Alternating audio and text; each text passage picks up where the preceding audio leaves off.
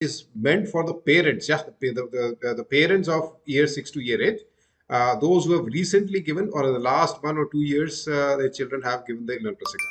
Now, let me have a quick check. Is there any child who's, I mean, the children are also most welcome, but last time what happened is basically I didn't specify that it's meant for parents. So the webinar was attended only by the children, and the parents went out for stroll, or someone went out for market, and then basically the poor kids were left on their own to spend the full 1.5 hours on a topic which made absolutely no sense to them. So let me quickly check, are there any children which are left without the parents? All right. Okay. Sounds good. Yeah. So thanks a lot. Thanks again and welcome again for this webinar. We'll be looking at, what next after Learn Plus, and, how to keep the momentum going. I'm sure, the children have given their Learn Plus exam recently, and I'm sure, you're all waiting for the results. But while we are waiting for the results, what else can we do so that in a longer run, in the longer term, basically it's going to be beneficial for you. Okay. Now, on one more question here at this stage is, this is Just one question. yes, please. Yes, yeah, sure. Is it targeted for only 11 years old, or is it targeted for example, 14, 15 years who are in year 10, 11? The main thrust of this webinar is for the, what next you can do after Learn Plus. Though there are uh, a good part of it is relevant even for the elder, the parents of elder children. Yeah, the things which you can do, it's better to start as early as after Learn Plus. But then it's like better late than never. So the lot of things which we'll be covering, ultimately the we are actually in this presentation, we are going to look at the longer term view, what is going to happen over the next few years, till till the children basically start applying for university. So if your child is 13 or 14, he or she will be applying for universities pretty soon, I presume, in another couple of years or so. So you're most welcome to stay back, but the emphasis for will be, the target audience will be the parents who have just recently completed Learn Plus. I mean, Okay. is it, yeah? All right, yeah, sounds good. So my name is Akshat Mehta. I'm the owner of this educational institute called Young Things. I'll talk about it in a bit. So, just to set the agenda, the session is meant for the parents and children who want to extend the learning endeavor. I'm sure, like, all of you saw some kind of ad, either Facebook or email or WhatsApp, and you registered for it. The reason being that you just want to extend the learning endeavor for your child. Yeah, we'll be looking at how you can build credentials right after Learn Plus, so that in the longer run, it will help you securing a place in the most sought after courses in the top universities. So we are looking at a long term view. Yeah, I just talked about to reiterate, it's not just for the next 5 months, 4 months, or 6 months. We are looking at a long term perspective of maybe a 5 years or 7 years plan. We'll be looking at some of the national level Olympiads and exams, competitions, and how winning medals in these is going to boost the career options for your child. We'll be looking at we'll explore how some of the successful secondary school students follow a particular roadmap. If you want to achieve high, you need to have a plan, you need to have a roadmap. Yeah, so we'll be looking at how some of the very successful students followed a roadmap so as to get an admission into the most popular courses of the top universities. Okay, now at the end, you know, you, you as a parent will get a chance to assess the options, and so that you can take a conscious decision, on how to keep your child constructively engaged beyond the curriculum. The emphasis of all of today's session is going to be beyond curriculum. We are not going to talk about the normal key stage 2, key stage 3, 11 plus is anyway in out of way. We will not talk about the GCSE, we will not talk about A levels. We'll be looking at things which you can do beyond the curriculum. Now, a quick check. Anyone who saw the ad and registered for this webinar has got any other impression about this webinar, or had any other expectation which is not covered in these points? I presume this. Yeah, yeah, yes, please, yeah. Was there any other point? I presume the silence means we're all aligned with the objective. Okay. Now, as I said, I'll just, just a quick disclaimer. We are not going to cover any rocket science. Yeah, and everything that we are going to cover is pure common sense. Yeah, it's pure common sense. It's easily available on Google. If you do, if you just spend about a couple of days doing Googling, you can get every bit of information which is, compiled in this presentation. Okay. Now, having said that, it is biased by my personal experience, both as a parent. I've got a child who's in university now, and the other one is just about to do the 11 plus. And as a tutor, over the last 7 years, I must have taught at least about 800 students, 700, 800 students, and have interacted with more than 4,000, almost 5,000 parents so far. Yeah, so it's heavily biased by my personal experience talking to a lot of parents. And that's I just want to set it out that personal experience do vary. Yeah, so there are certain things which you may have a slightly different experience as mine. Yeah, but this is based on my interaction with lots and lots of parents. Okay. Now, just a bit of context, give you context. Young Things, as I said, is an educational institute.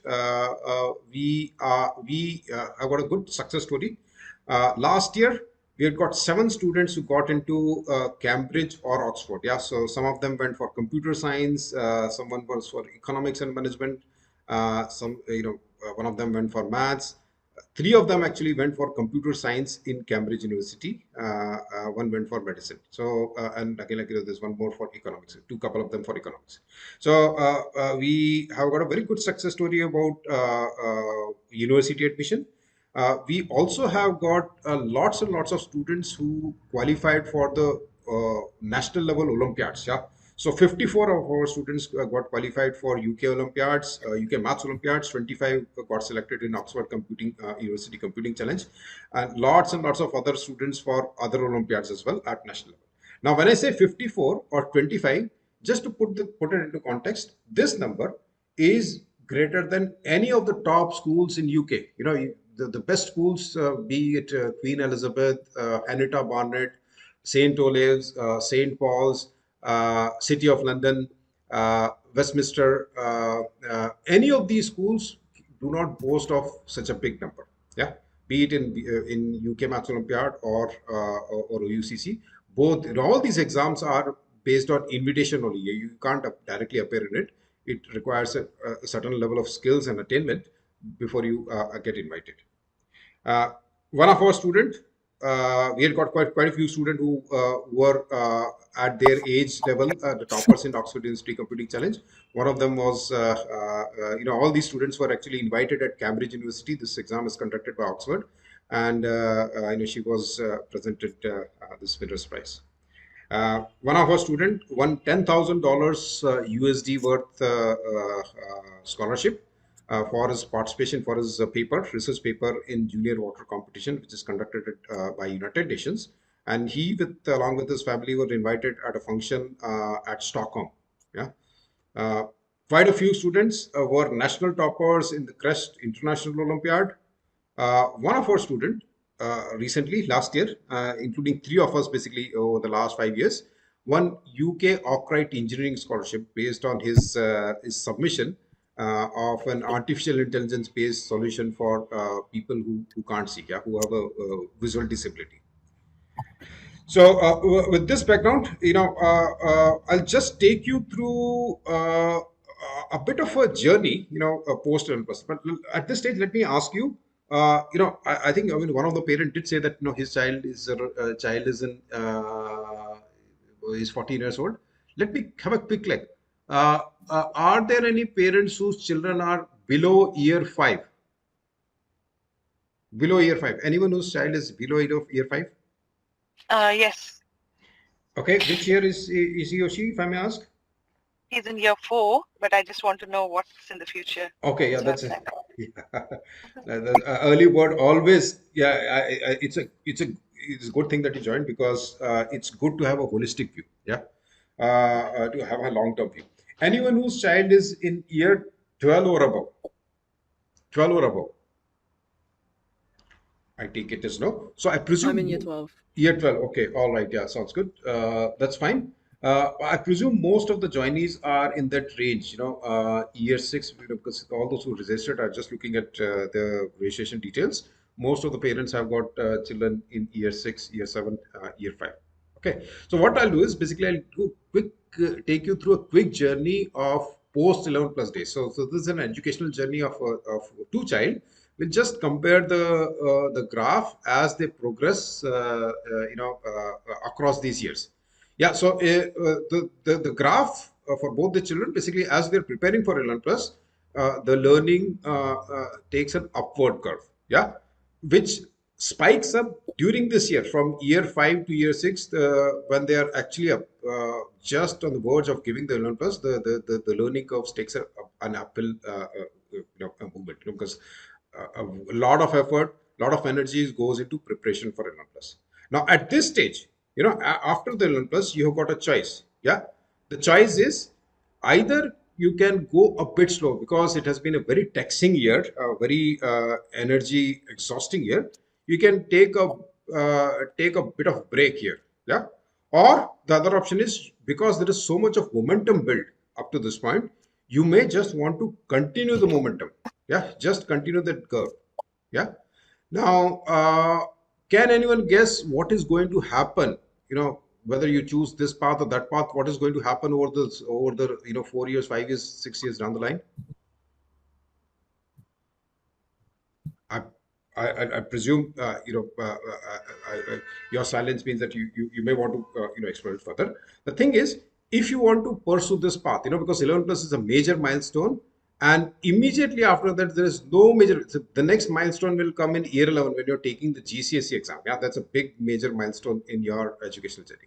So if you just want to sustain the momentum, one has to look for opportunities for attainment, to keep the child motivated. Yeah, so you have to look for opportunities wherein your child can win certificates, medals, trophies, and accolades. Yeah, the thing is, uh, my observation based on interacting with thousands of parents is that whatever path you take, it continues whether beyond the year 7, when the child gets into the secondary school, and it continues beyond this keeps on going.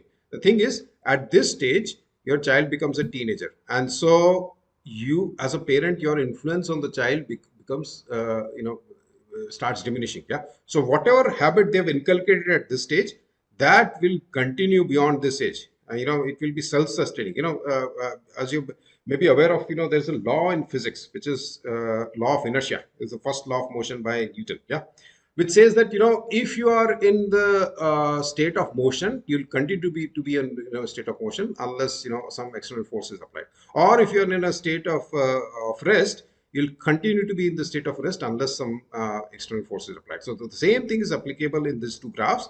It goes on over a period of time. Basically, the gap just increase. Yeah, and as someone rightly said, success begets success. So if your child has tasted blood in terms of going for all these accolades, it is not just going to be restricted to one area. It is going to percolate into all kind of areas. Yeah, so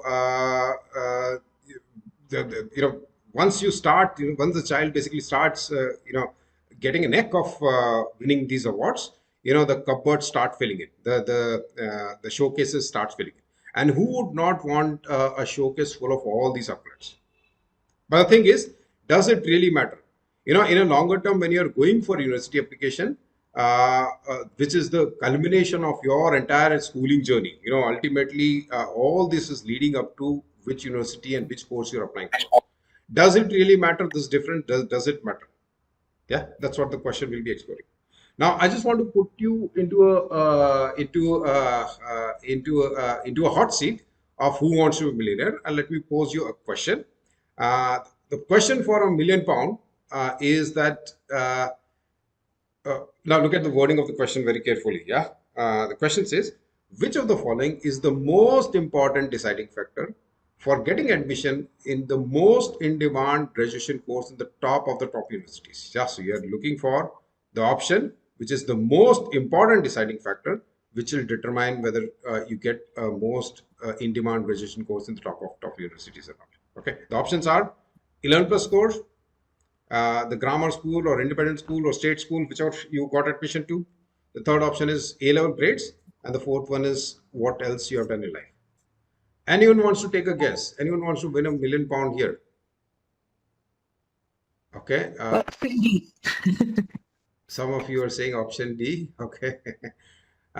Option C. It's Option C. yeah, Okay. C. C. Okay. D. C and D. Option C. All right. Yeah. D. Grammar school. Okay. B. All right. Yeah. The I poor think A. option D. Option D. D. D Okay. is the answer. D. Okay, D. B, C, D is seems to be popular. The poor option A is left out. No one seems to be. It's an orphan. No one is no one is owning it up. Okay, all right. We'll park that answer for a minute.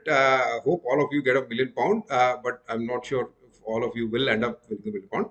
I'll take you through some of the myths that parents carry. About the university admissions. Yeah. Now, there are three major myths that most of the parents have. And that will probably give you the hint as to what the answer is to that £1 million question. Okay, the first myth is I have moved heaven and earth for 11 plus preparation for my child. Yeah, I've done. People do a lot of they make a career move. They switch jobs so as to get into a catchment area. They buy a property. So a lot of I must admire that the parents do really make a lot of effort into 11 plus preparation. Yeah, and that sometimes leads them to believe that that's sufficient. That's sufficient to carry him or her up to the top university. Okay. The second myth is, all these 11 plus preparation has culminated in the child getting an admission into a grammar school or independent school or whichever school of their choice. Yeah, and that should be enough to carry him, propel him into the university of his choice. And the third myth is, once they get into the school, secondary school, yeah, the child is doing excellent in the academics. Yeah, so the child focuses on studies, only on studies, and is bound to get excellent grades, and that will ensure him or her at a university of his or her choice. Okay. Now there is a problem with this statement.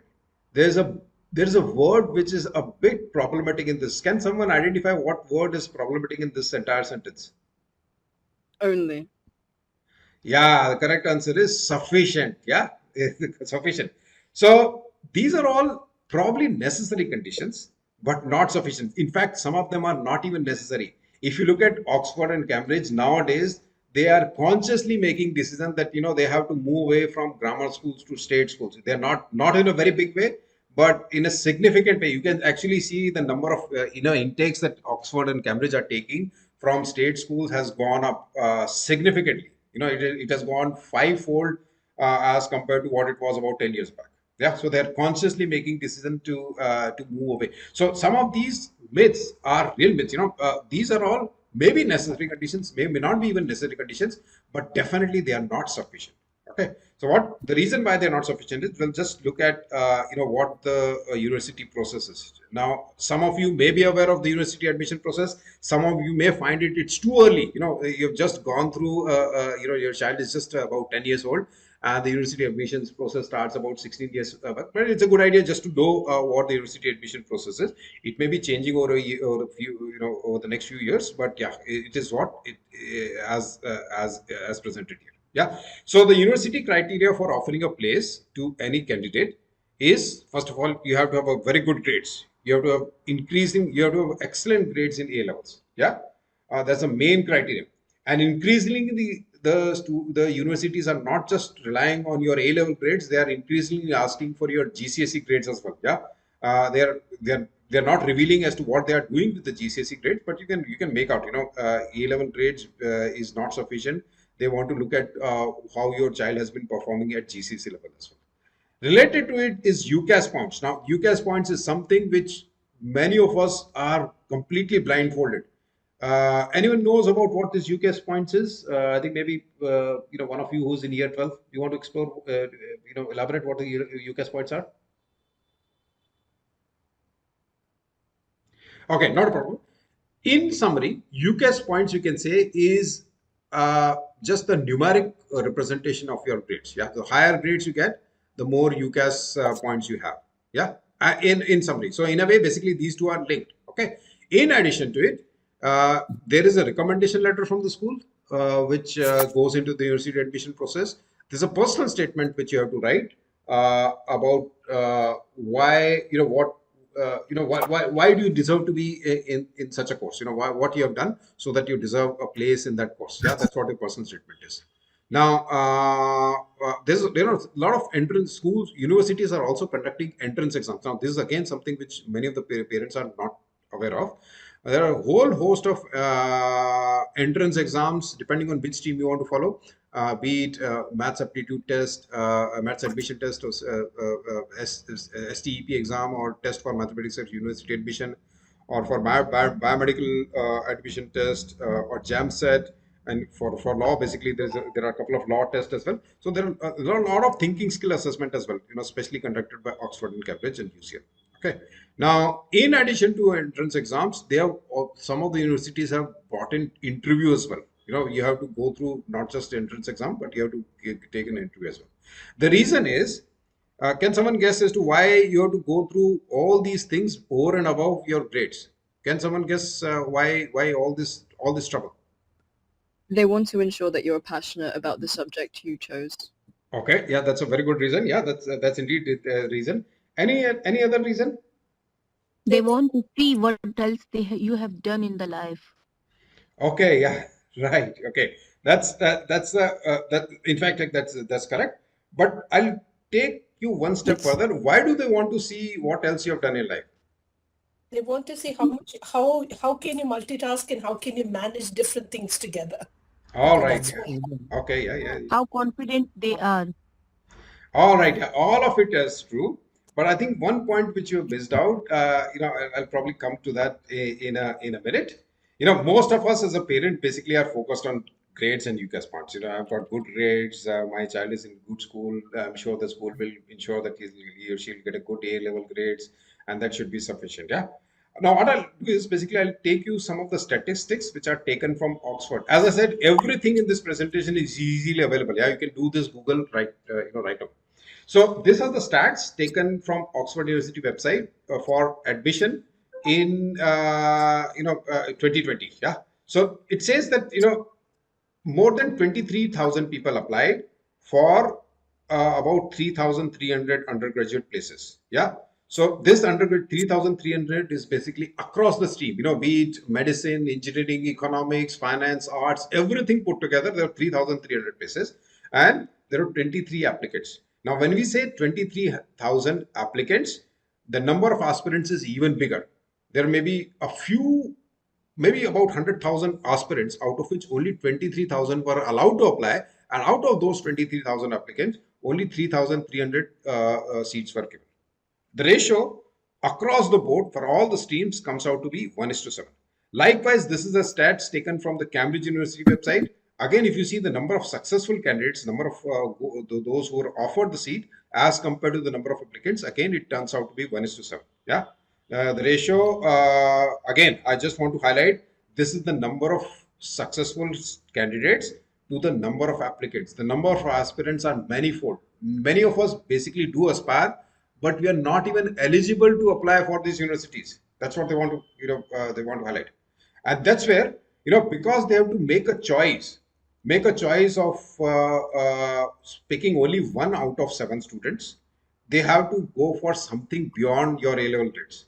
A-level grades, grammar school, 11 plus scores help you to a point, but then it's not going to be distinguishing you from the rest of 7 candidates who are going to be probably from the same school or maybe the same set of schools.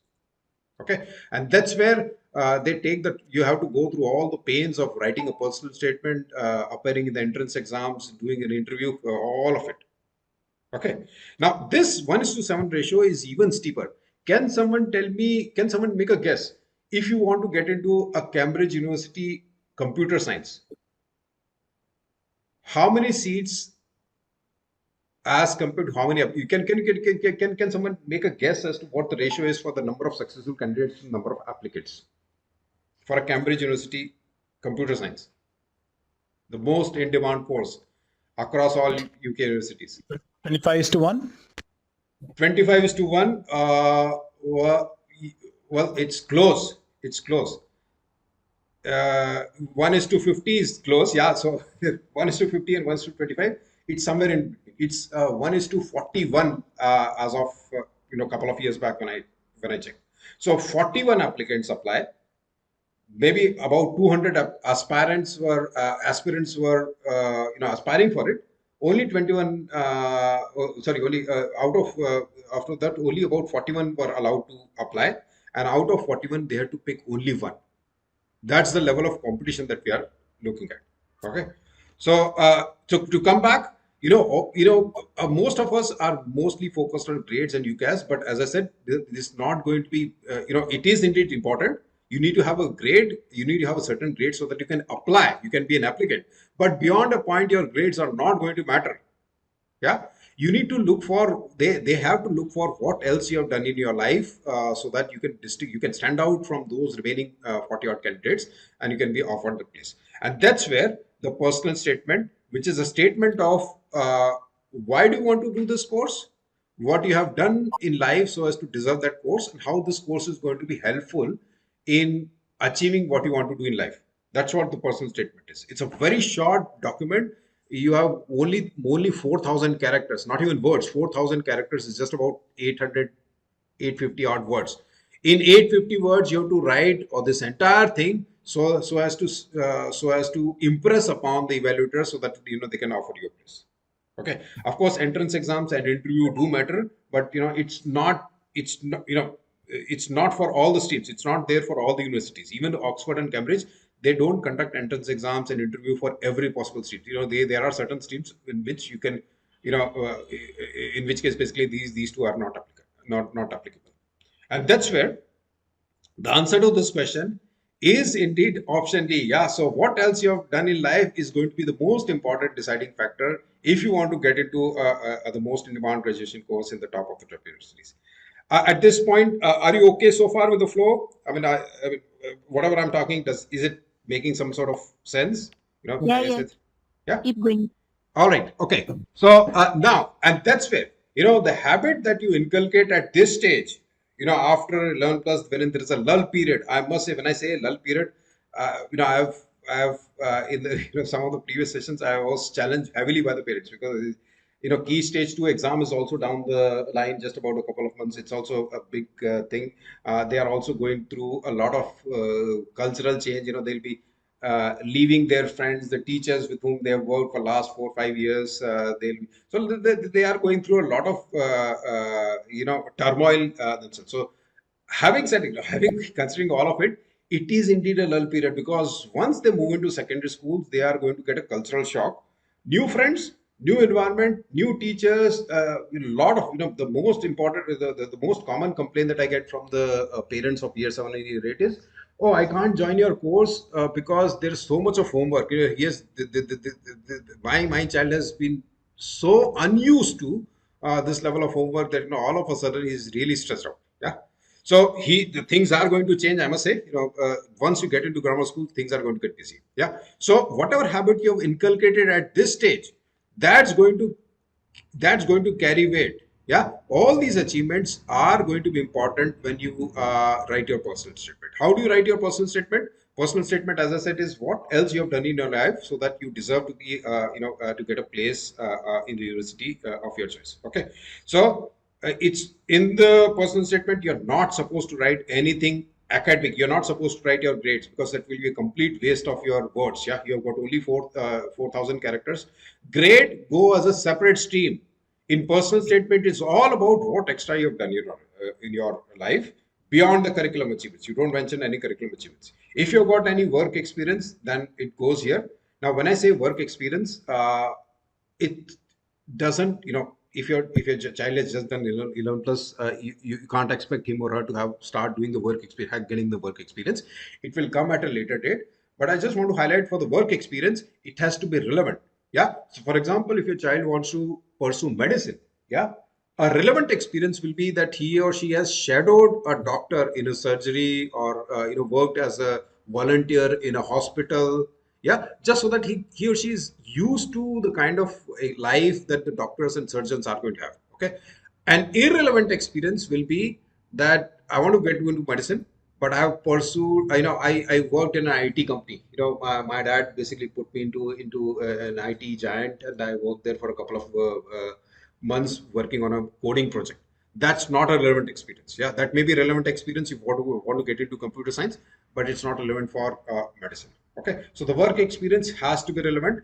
Likewise, a lot of emphasis is there on voluntary social work. So any voluntary work that you do which is helpful for society, that is counted in your personal statement. If you have won any scholarships, or if you won, if you have published any research paper nowadays is a huge thing. Yeah, just be aware that your child, again, my observation is in the primary school, the children are not used to writing detailed answers. Multiple choice questions, fill in the blanks, match the following. These are the kind of questions they're facing. So, uh, writing a research paper is a huge skill, and it takes a lot of time to develop. Yeah. So, research papers, scholarships, they all get into your personal statement. And lastly, that's what the focus of this presentation is going to be, is about what awards or certificates or trophies and medals that you've won relevant to the field that you are applying for. And that's what we'll be focusing on in the remaining parts. What else you have done apart from your academics to win awards, certificates, trophies, and medals. And that's where the next slide is going to be a gold mine. Yeah. This is a list of all the extracurricular exams that your child can appear right from year 3, year 4, all the way up to year 13, year 12, 13. Most of these exams are in the later part in year 12 to year 13, but quite a few exams your child can participate or may have been participating in year 3, year 4 as well. Any one of you are aware of this Babras Computational Thinking Challenge, which was conducted just in November? It starts in year 2. From year 2 to year 13, your child can take these exams. These are all the websites. All these exams, all these extracurricular exams are conducted by government. Most of them, I must qualify with itself. Most of these exams are conducted by bodies which are funded by government, and their objective is to promote problem solving skills or thinking skills or skills beyond what is taught in the school. Okay, so there are a lot of academic recognition of these exams. The governing bodies of all these, all these organizations are full of top academicians from universities. Yeah, so very senior academicians do conduct these exams, and they have got a very high academic recognition. Now, let me ask you, how many of these exams you are familiar with? Anyone who's just given the Learn Plus, do you know that your child may have appeared in the PMC exam? Yes. Okay, all right. UKMT. Yeah, UKMT is one. UKMT, all right. So UKMT, JMC, JMO. Have you heard of IMC and IMO? Yeah. Senior Maths Challenge, No. British Maths Olympiad, UK Maths Olympiad for girls. If you're a girl child, then you get an advantage because there are a couple of competitions only exclusively for girls. Yeah. Chemistry Olympiad, those who want to get into chemistry. Babras Computational Thinking Challenge, which was in mid-November. Next round is Oxford University Computing Challenge, which is going to be just this month. This year it's on 16th of January, between in a week from now. British Informatics Olympiad, Senior Physics Challenge, Physics Olympiad, National Super Challenge, UK Linguistics Olympiad. These are all the opportunities wherein your child can excel and win some certificates, trophies, or maybe medals, which are going to be helpful in your embellishing your personal statement. Okay. Now, just to give you a bit of any questions at this stage, any question on any of these exams? We'll elaborate some of these exams if you want. Any of these exams that you have any question on? A popular question that always comes, which has not come so far, is how can my child participate? All Excuse these. me. Yes, please. Yes. Yeah. Are there any Olympiads or that you know of for essay subjects like English? They're not Olympiads, but there are competitions. Yeah. So I'll take you through. Now, I must say, this is just a tip of an iceberg. Yeah. The whole list is more than 80 odd rows in an Excel sheet, which I have got. Yeah. So there are essay competitions. Like if you see, this is Immerse Education. Luckily, it just stuck the same. There are a lot of essay competitions which you can participate in. Especially like this is an essay competition. Yeah. There are a lot of other essay competitions as well. On various subjects, on economics, on philosophy, on psychology, on English, you can participate in this essay competitions, which will help. Okay, and some of them have got a good monetary rewards as well. Running into £1,000, yeah, thousands of pounds, thousands of dollars, yeah. Some of them won international competitions as well, and of course, like many of them, like for example, this is conducted by Oxford, yeah. So big universities do conduct these kind of exams, and it's not just for science; it's for all the various streams. So if you run through, if I just happen to run through it, this sheet is going to be more than 80 odd rows. I think it was more than 70, 75 rows. Yeah, lots and lots of opportunities are available. 79 rows and all. Lots and lots of opportunities. Some of which the most popular ones are mentioned here. Does it answer your question? If you want, I mean, I can. After this session, you can elaborate further. Yeah. Okay. Any other Yes, question? thank you. Sounds good. Thank you. Any other question on these exams at this stage? I'll take it as no. Now, a popular question which no one has asked is how do we participate in it? Unfortunately or fortunately, all these exams you can participate only through the school. So you have to go and to talk to the school. If your child is in a good school who is keen on the participation, then by default they'll register. If not, then you have to go and talk to them and make sure that your child gets an opportunity. If you want any help in terms of registration as to how to convince the school, I've got a detailed document as to what you can do, what steps you can do, so as to convince the school. How do you justify, how do you present a case so that the head teacher can be convinced that your child should be given this opportunity. Yeah. If you need any help, just drop me a note and I'll share the document with you. Now, what I'll do is I will. Can I please have the document? If you don't mind, if you can just WhatsApp me, because I'll probably this chat history will be gone. But if a message comes on WhatsApp, I'll definitely respond tomorrow. Okay.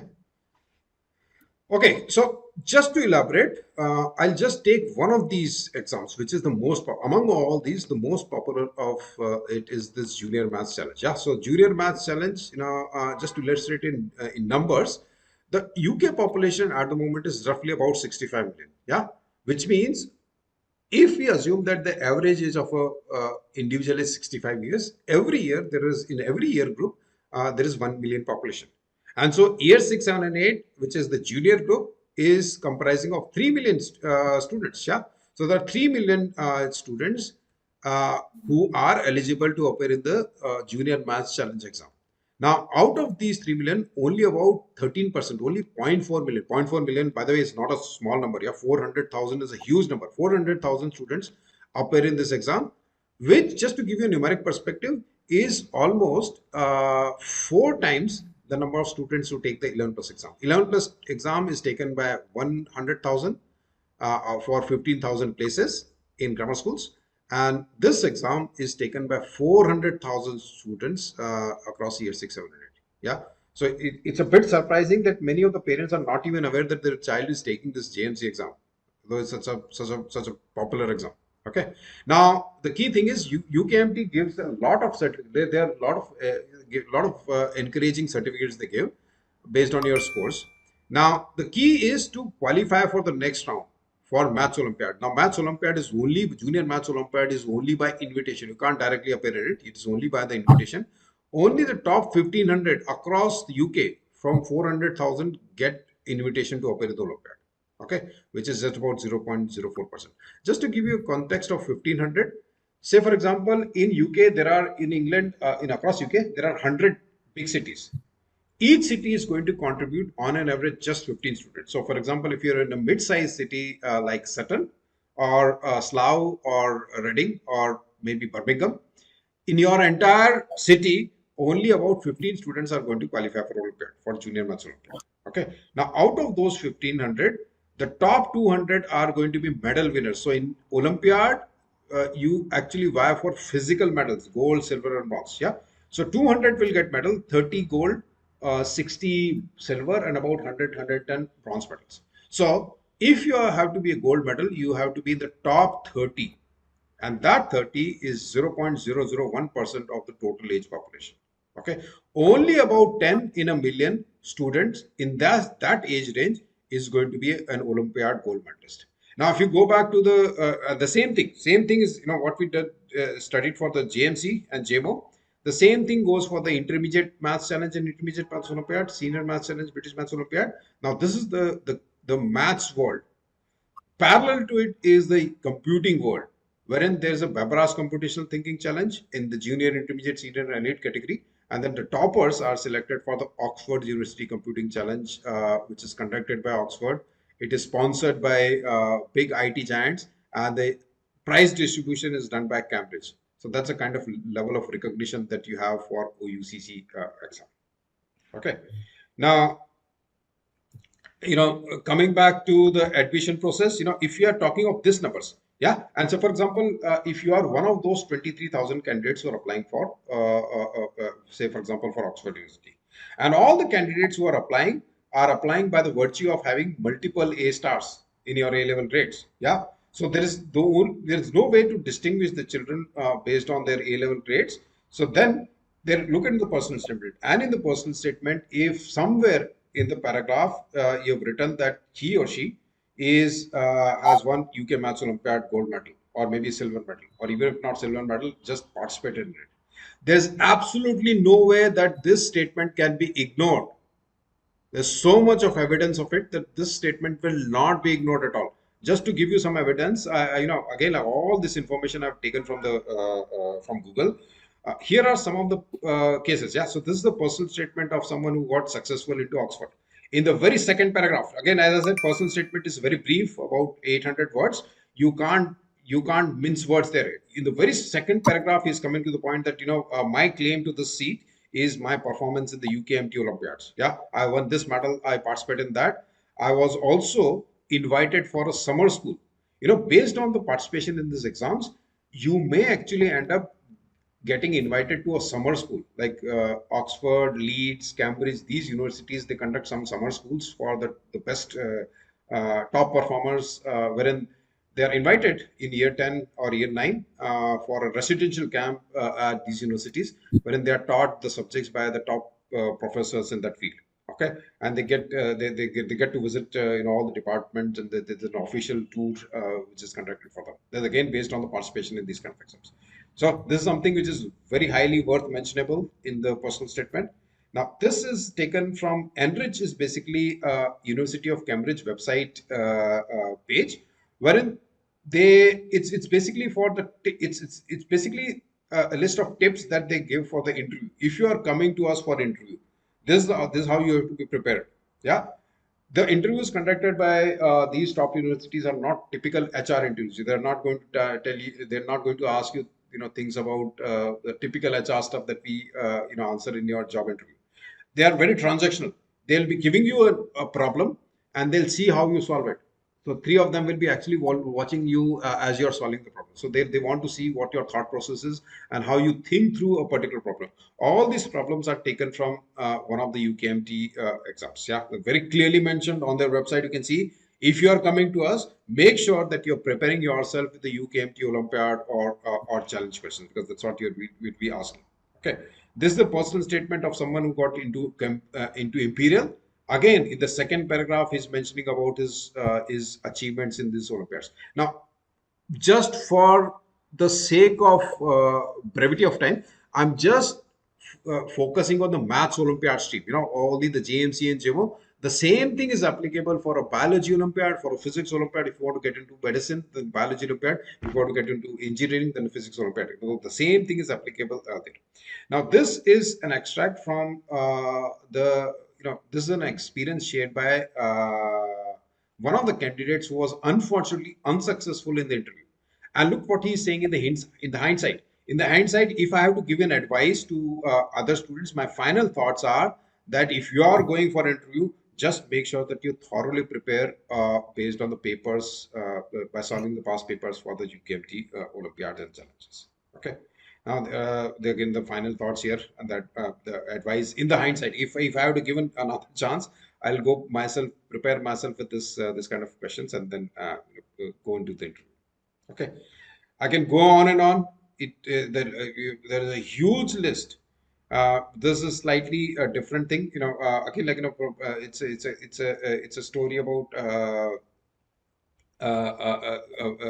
a student who got into Cambridge University, again based on her claim for UKMT exams.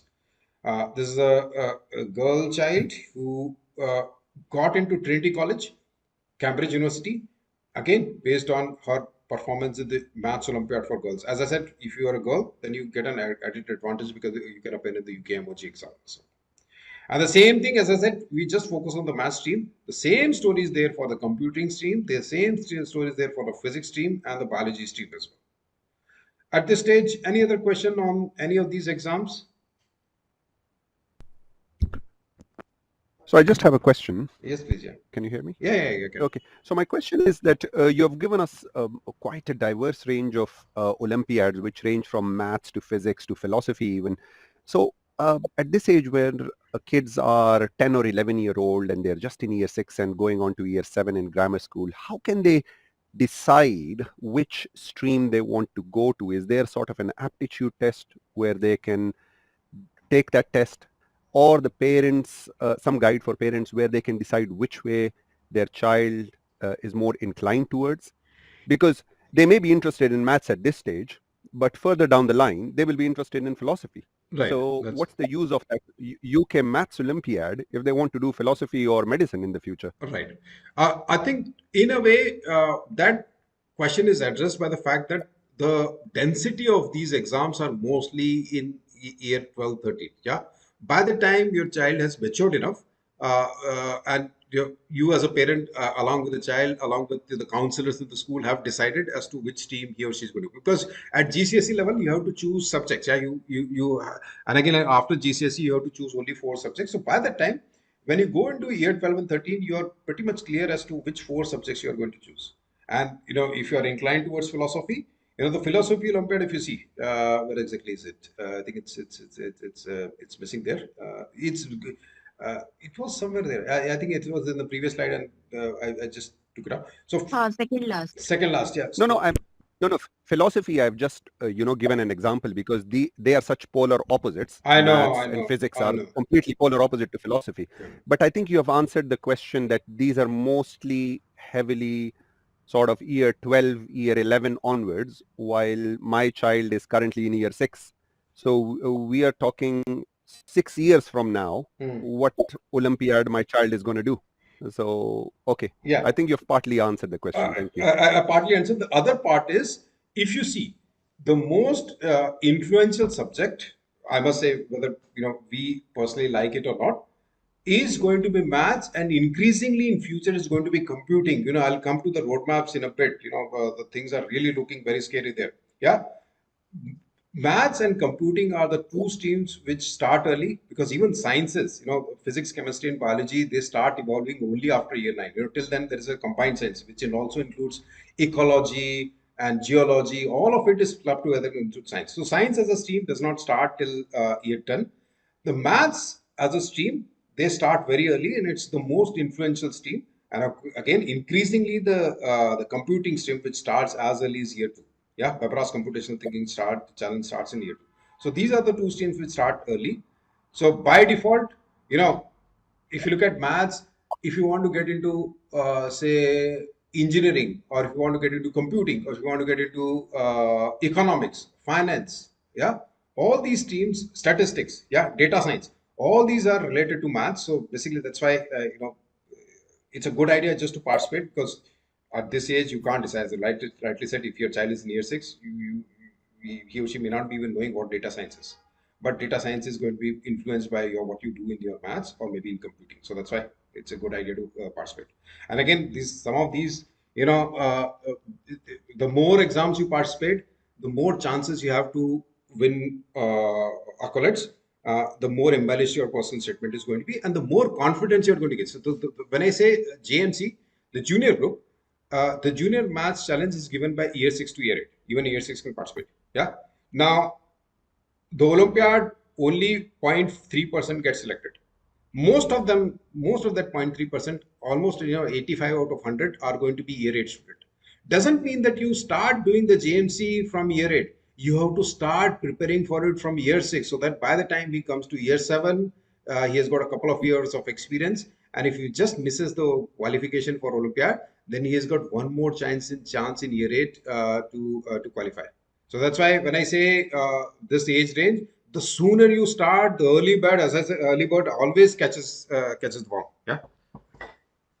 I hope I've addressed that question. But yeah, you're right. At this stage, there's not too many options, and by default, the most popular options are available to you. Yeah. I have one question. Yes, please.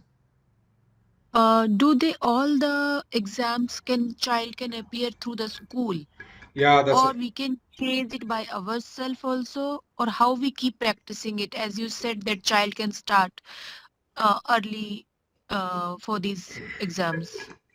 unfortunately these are all these are all UK based exams. Yeah, these are all funded in some or other way, direct or indirect way, funded by government, UK government. So the only way to enter these exams is through the school.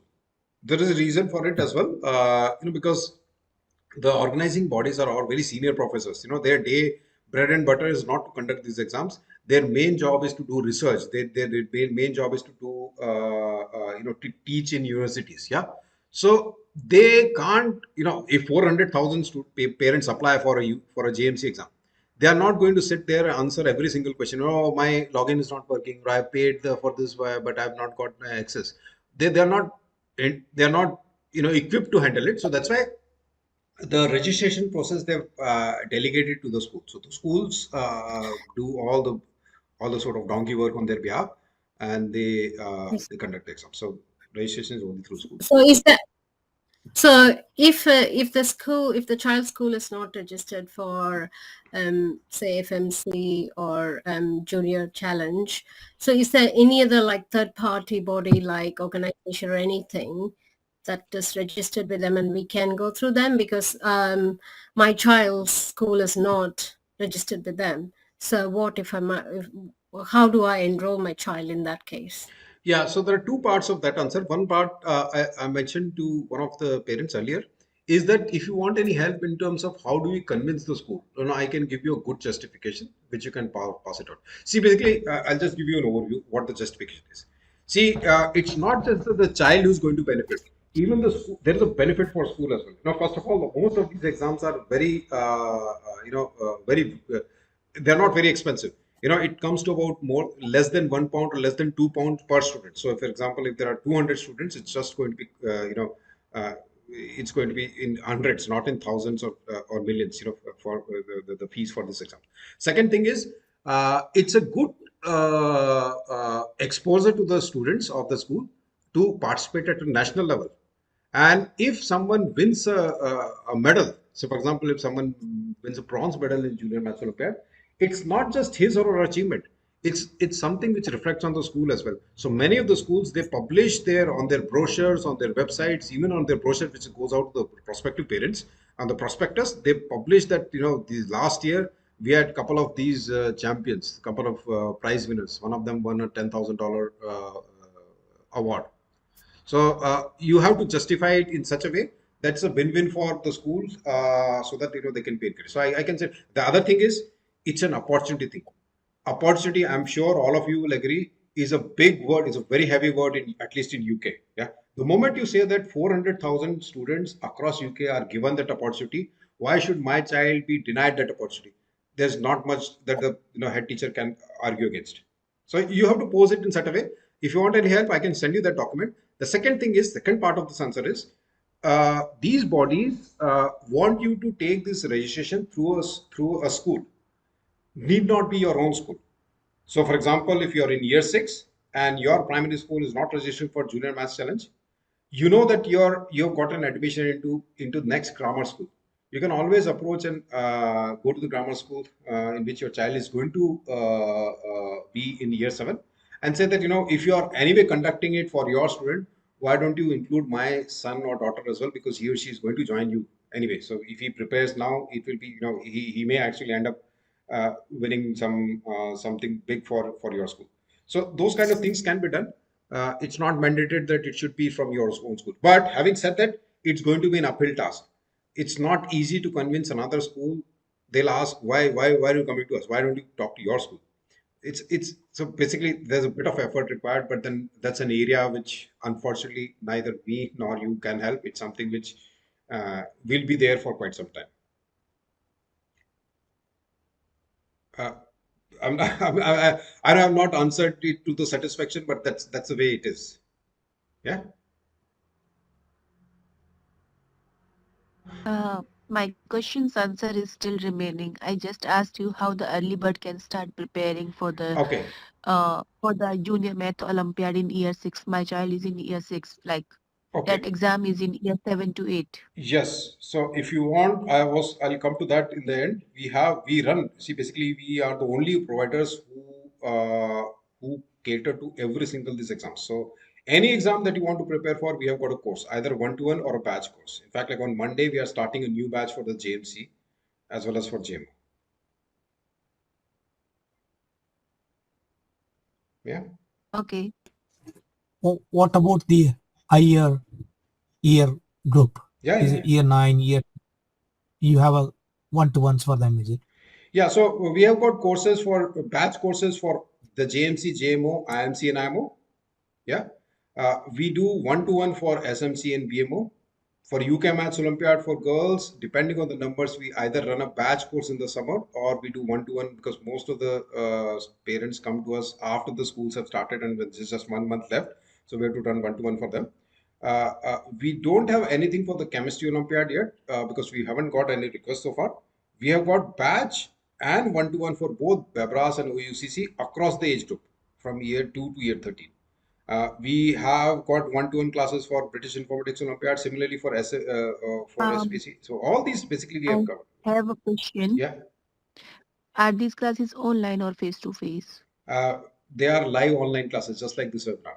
So you see on the screen what is being talked about. So it's an synchronized audio-visual learning experience. All right. Sorry, another question. So when you say the course will start, like the next batch is starting like next Monday, so who are the tutors? Are they like qualified tutors? And Okay. Yeah, no, that's a good yeah. question.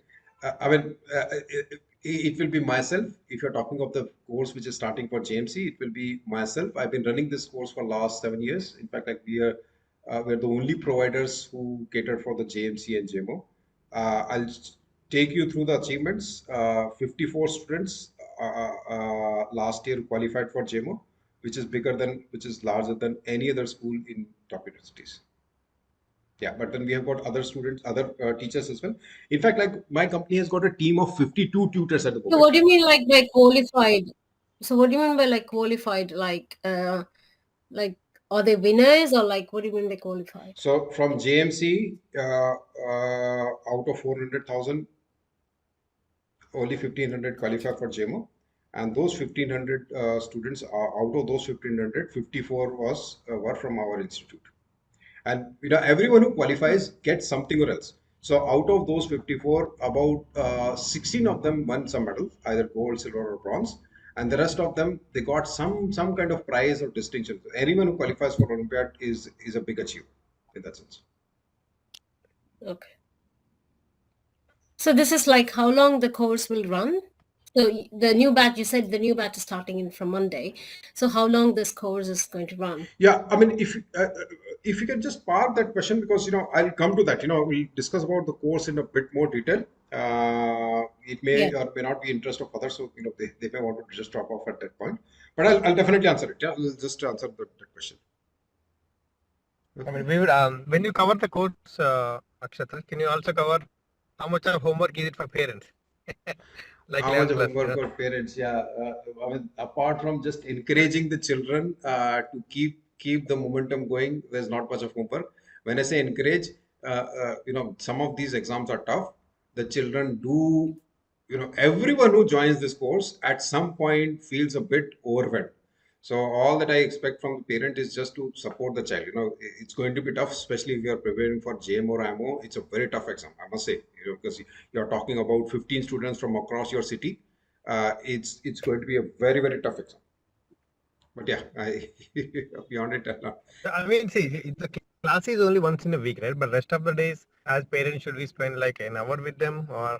Okay, for a JMC, I'll tell you, JMC, which is the most popular course, you are going to spend about 1.5 hours per week in the session, and roughly about anywhere between 1 to 2 hours of homework for each session. Yeah. So whatever time you spend in the Clive's class, almost the same amount of time you have to spend offline for doing your assignments. That And means how 2 hours much per week, not per day, right? Per week, Per yeah, week. per week, yeah. Yeah. Not per day. How much The is children the will kill us. Yeah, the children will not never agree to a daily. Yes. So what's the reference material do you use for conducting these courses? So it's a mix of past year papers as well as similar questions from a variety of sources. There are equivalent exams conducted in America, in US, in Canada, in Australia. So we have got branches who cater for American Maths Challenge, for Australian Maths Challenge. We got students from Singapore who participate in the Singapore Maths Olympiad. We have got a couple of students recently who joined us from Uzbekistan. They're giving. So basically, we've got a good coverage of. We've got a large question bank which is based on the past year papers and equivalents.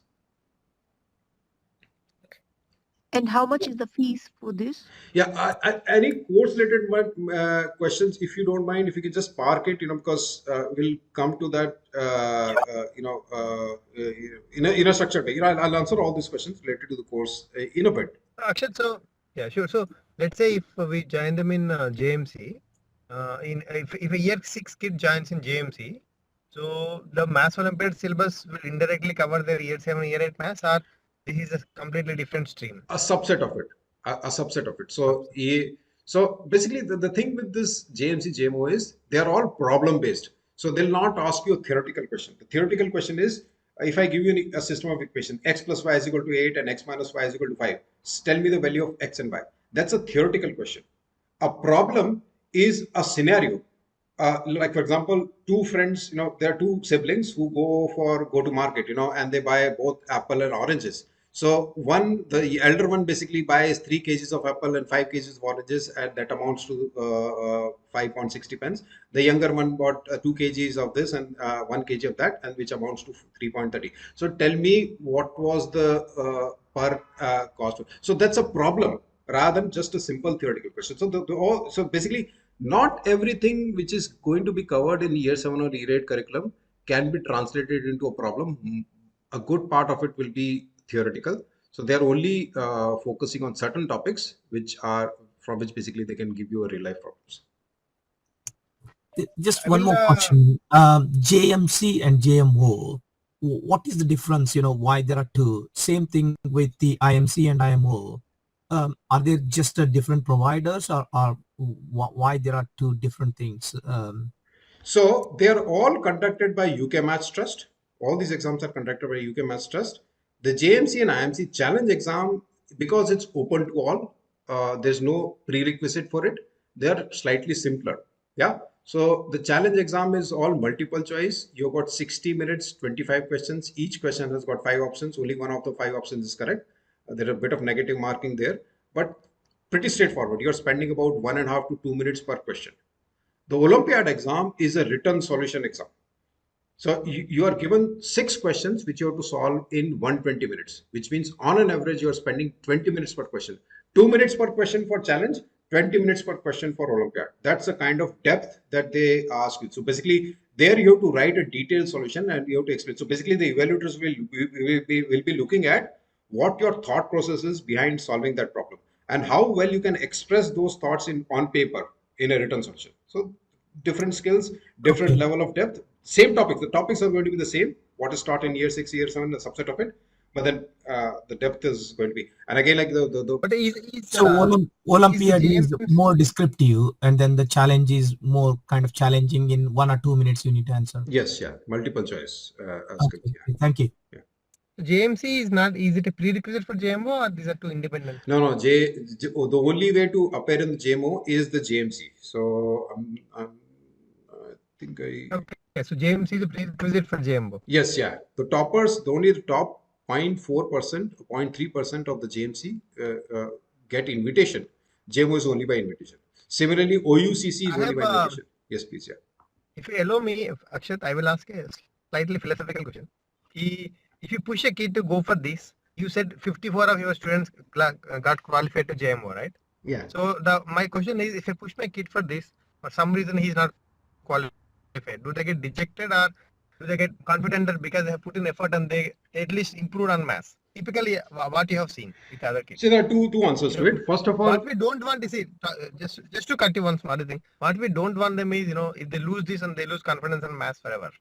So generally what you have seen based on your experience of other kids. see, there are two answers. First is UK Maths Trust, all these bodies, they are aware of the fact that, in UK, basically, in schools, if you see, basically, I'm sure like many of us were born and brought up in outside UK, most of us in India. In UK, they are not going to give you a lot of stress in the schools. So they know, these bodies know that, they can't discourage children. They don't want to discourage the rest of 99.7% because they've not qualified. Yeah. So there are a whole bunch of certificates. In JMC, you get a bronze certificate, you get a silver, a gold, a merit, a distinction, a best in school, best in class. Lots and lots of certificates awarded. So almost like 30% of those who participate in the JMC, some get some or other kind of certificate. If nothing else, you get a participation certificate.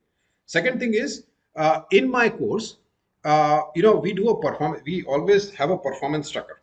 And the first thing you join in the course is you have to take a test before even the first class, and we track the performance. The graph always is consistently. If someone is following it, if someone is doing the test religiously, is always an upward curve. Always an upward. We'll never see things going down. So the good thing about the courses is, I think there's one more slide about the problem solving tools. I've developed a tool set of how to solve problem, how your thinking should be, how structured your thinking should be if you are given a problem, so they can apply a tool set to solve a problem. So no one goes out of this course without learning something out of those tool set. And though that tool set is so universal that it's not just useful for JMC and JMO. You've seen that, many of the students who are taking the TMU exam, who got into Oxford or Cambridge, they come back and say that, because we learned the tools 5 years back, 6 years back, that has helped us in solving the TMU problem. So in that sense, it's not going to be such a horrible experience that, your child will stop. That much I can assure you. That much I'm very confident. No, I'm just saying. So now, thanks for clarifying. Now it depends on how we position it, right? So we can position it as it will improve your maths, and then you try your best for JMO rather than saying Yes. It depends on how you position. That's now right. It helps. That's right. Yeah. Yeah. Sure. Any other questions? Sorry. Yeah, I've got a question. Yeah. So for the junior math challenge, it's year 7 to year 8, right? Year 6 to 8. So- Year 6 to 8. Actually, it should be year 6. Oh, year 6 to 8. Year 6 to 8. So is that because it's like so some are qualifying out of a large group?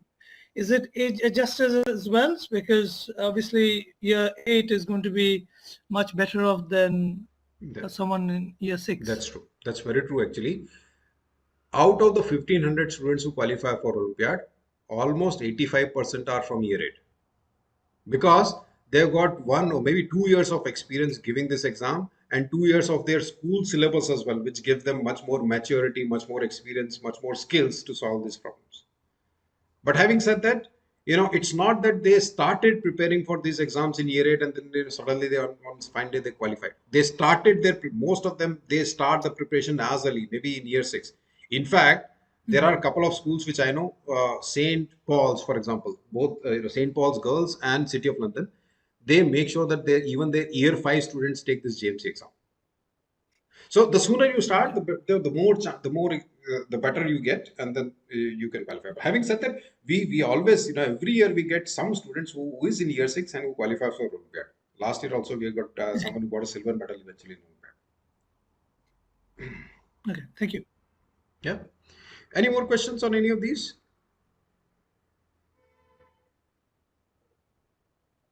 How often Sir, these? Sorry. sir, I have one question. Yeah. So this one is quite good, and my question to you is, till what age you cover this? Is it all up till year 13 that you cover, or is it only till the junior level that you cover? No. So we cover And all. also, We. do you Yeah. cover for the application filling process as well? Okay. Yeah. So all right. Yeah. So there are quite a few questions. So we cover almost every exam apart from the philosophy and yeah. Apart from this, we cover every single exam all the way up to year 12, year 13 as well. Now, application process is something which we at this stage we are not into it. We have got a large, so the Olympiad is one stream. We have got 5 different streams: Olympiad, the university entrance exams, the curriculum courses, the GCSE, your key stage, A level, every subject: maths, physics, chemistry, biology, further maths, computing, geography, history, languages. We cover all. We have got a good team of 52 tutors who cater for all your curriculum requirements as well.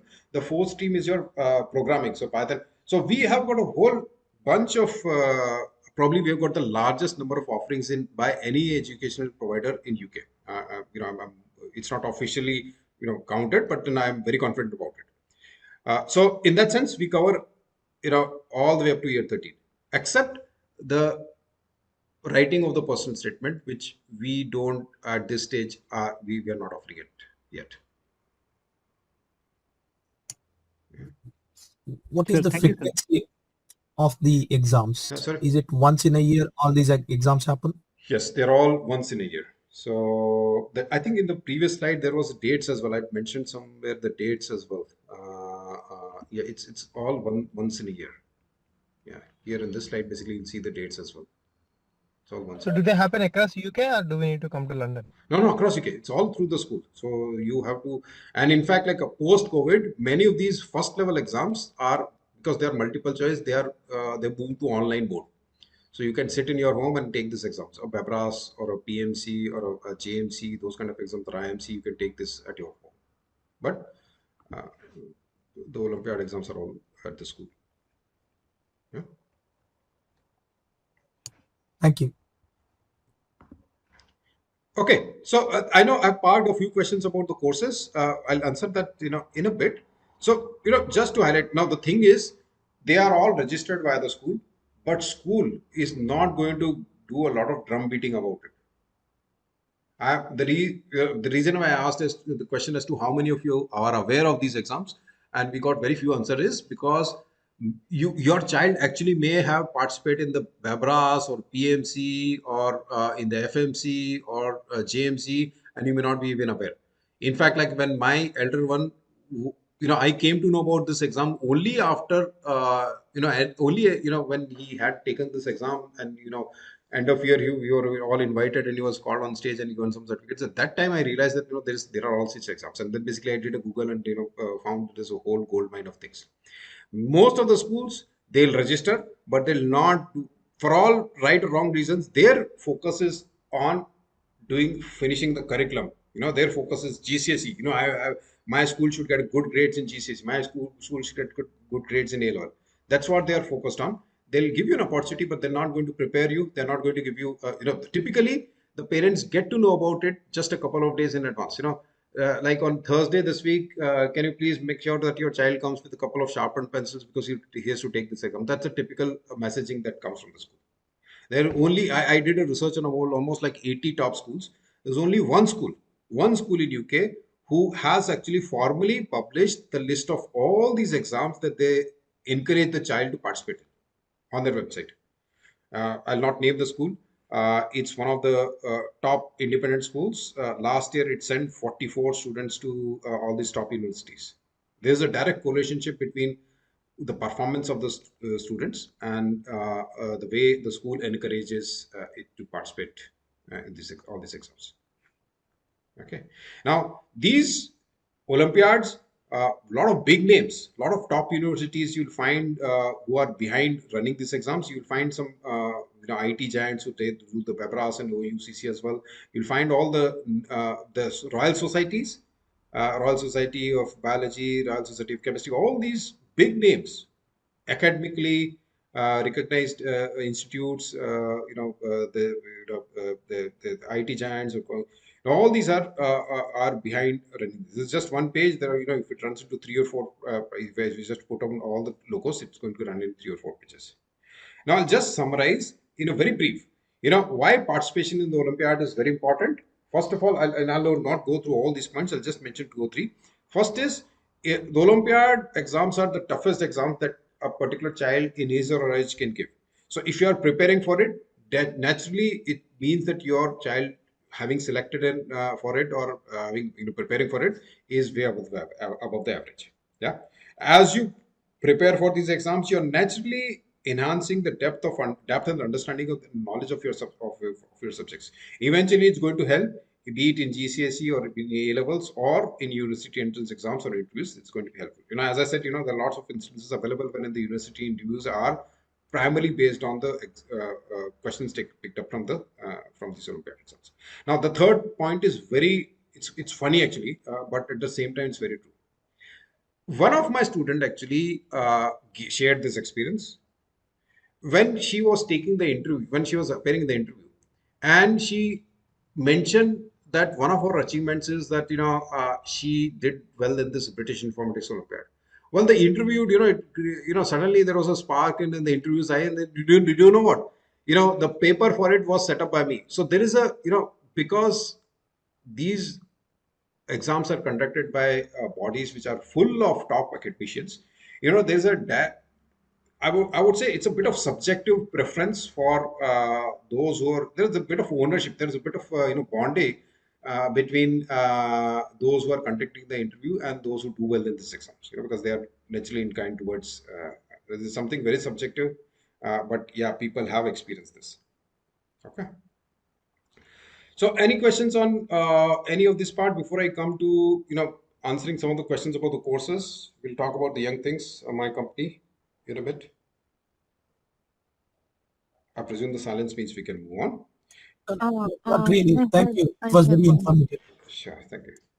Yeah. My child is interested in Scratch, something doing in making games in Scratch. So can he practice Bebra for that you told?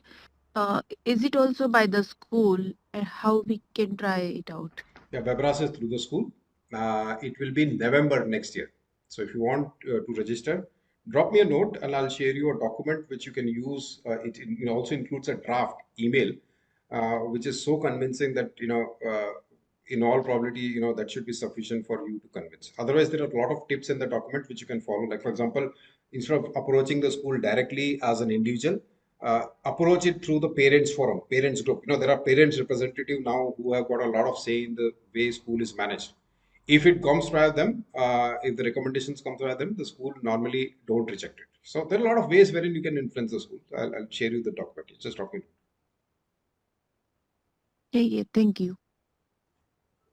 Okay.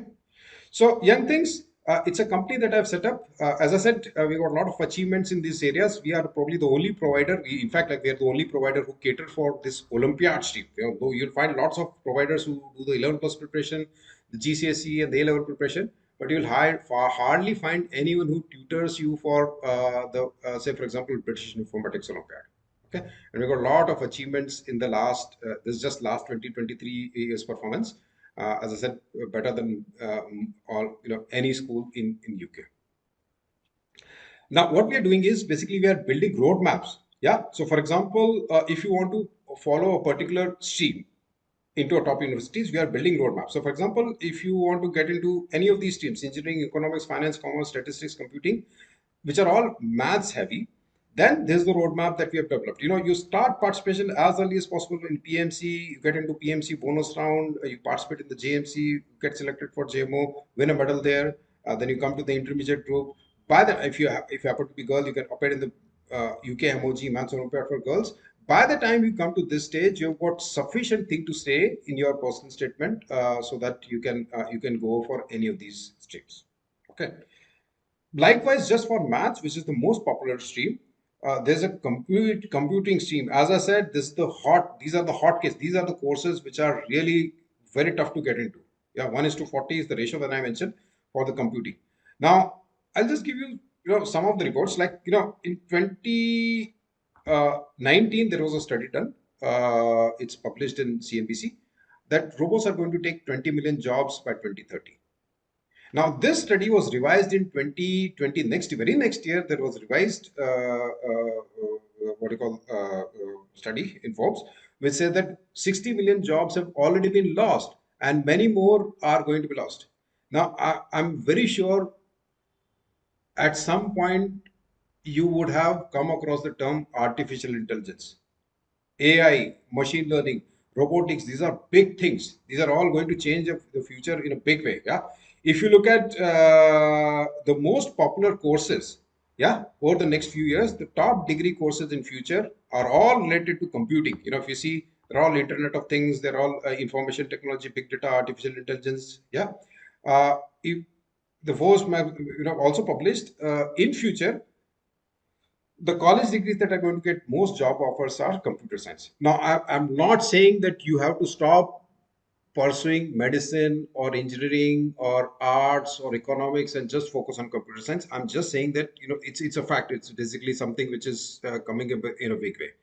No matter which stream you are going to be in, computing is something. It's going to be like a basic primary prerequisite. Yeah, it's even if you want to get into medicine, if you want to become a surgeon, the future surgeries are going to be done by robotics. So you need to know a bit of computing. You need to know a bit of robotics. Nowadays, basically, I'm from IIT Bombay actually, and I was offered there was a research paper which was sent to me, wherein they are changing the names of the streams. So what was called as mechanical engineering, now it is being renamed as mechatronics. Because future mechanical engineering, electrical engineering, all these are going to be related to electronics. So this is a stream which has got a very huge demand, very huge competition as well, and most of the jobs are going to be restricted. And actually, just to add one small thing about just last week, I met a young lad, an Indian, who joined the University of Birmingham as a doctor. Yes. Right.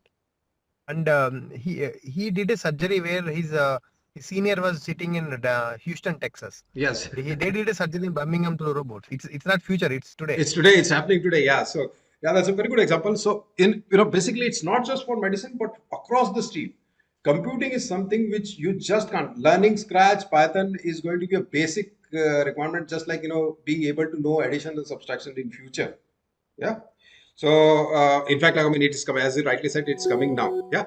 Computing stream, as I was said, be it in computer programming, machine learning, AI, Internet of Things, robotics, data science. Your screen is not shared. Oh, is it? All right. Akshat. Okay. All right. Yeah. Sorry. Yeah. Thanks for pointing it out. Yeah. Should be visible now. Should be loading now.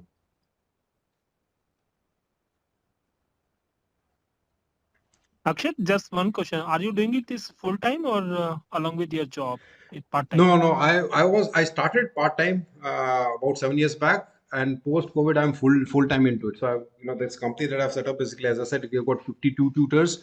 We've got more than 90 offerings just in UK. We've got branches in US, in Australia, and we are expanding. So it's full time. It's a full time job basically. On the same lines, the kids can participate in the Olympiads outside, like you were telling Singapore and others, or it's only in UK we participate, the kids? Basically there are, this is a good question actually, and that brings me to some of the international competitions, which are all private competitions. So for example, your child can participate in CREST International Olympiad, in which there is a participation from about 35 countries at the moment. So over 1.5 million children participate in this CREST International Olympiad, which is available in all the streams, be it science, maths, English, spelling, reasoning, cyber, and also GK and geography also, which are sort of local specific. But then all these streams you can participate internationally, compete against the international students. What is it called? Sorry. It's called CREST. There are two Olympiads: CREST, CREST, and the second one is UNICUS, UNICUS. CREST and UNICUS Olympiads. Yeah, I mean, if you want some more information, as I said, basically I've got a huge database. We have just probably covered only about 20% of it. As I said, there's 80 different rows in my Excel, and it's just for one sheet. We have got UK computing science, computer science, all these competitions which you can see here are all computer science. So if you want to get into more into computer science, a lot of competitions. Even big giants like Google, Apple, Microsoft, they have their own programming and other coding based competitions running. So lots of opportunities in computer science. Okay, so coming back, if you are into computing, then in UK, these are all the exams which your child can participate in. BEBRAS, OUCC, Perse Coding Challenge, National Cipher Challenge, which is basically based on cyber security. You have to decrypt a code. British Informatics Olympiad. You can apply for Ockright Scholarship, as one of your students basically last year won a prize on. You can, if you're a girl, then you can apply in the Cyber First Girls Competition.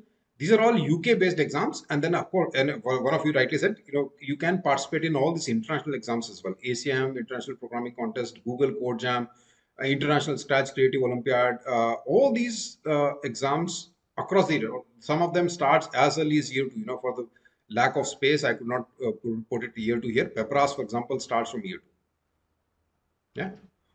Apart from it, what else? I mentioned that 3 of our students got into Cambridge computer science, just computer science in Cambridge, and what all they have done so as to justify that place.